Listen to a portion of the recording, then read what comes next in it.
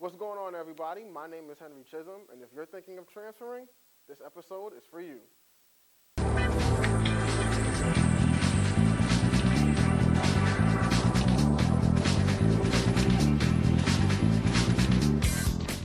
What's going on, everybody? Welcome into this week's episode of the Hoops Hub. On today's episode, we're taking a look at the impact it can have on a high school athlete when they transfer again and again and again. That's exhausting. High school and basketball can both be great, but sometimes things don't go according to plan. If you want to play college basketball, but you're thinking of transferring from the high school you're currently going to another high school, here are some things to look out for. Be sure that the college coaches can still find you.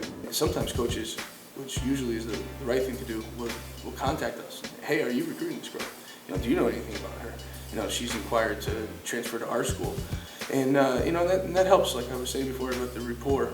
Albertus Magnus College women's basketball coach J.R. Fredette said you have to communicate. Communication is the key here. Sure, there's definitely conversations. There's conversations to be had about that, I don't just pretend that it didn't exist. I know you transferred 4 or 5 times. I'm going to bring it up. You got to be okay with me bringing it up because it makes me insecure to not be able to fully trust you as a person, as a basketball player.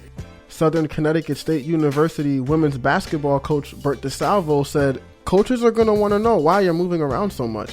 Yeah, I think, what we would do is we would just try to ask the player why, whether it's an academic issue, a family issue, or athletically related. We just want to know why that student athlete's doing that. Having coached in Western PA, it's something that's pretty prevalent out there, and I don't know if it's coming east at this point. Also, be aware that it may make you look like you don't want to commit to a team. It's easy to say it's the coach's fault and the coach didn't play me enough, or the coach has in a bad system, and that might well be the case. But I think college coaches have been doing this long enough. They know that.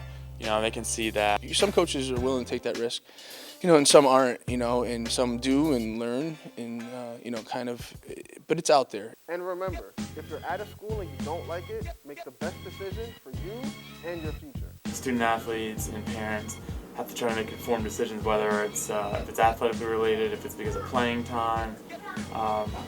There's really no secrets anymore, and if you're good enough, you're going to be playing. So, yeah, I think kids have to have kind of a long-term vision, and be realistic where they see themselves. That just about wraps it up for this week's episode of the Hoops Hub. Thanks for checking it out. I'll be back next week with more news and more basketball. Have a happy new year, and I'll see you guys in 2015.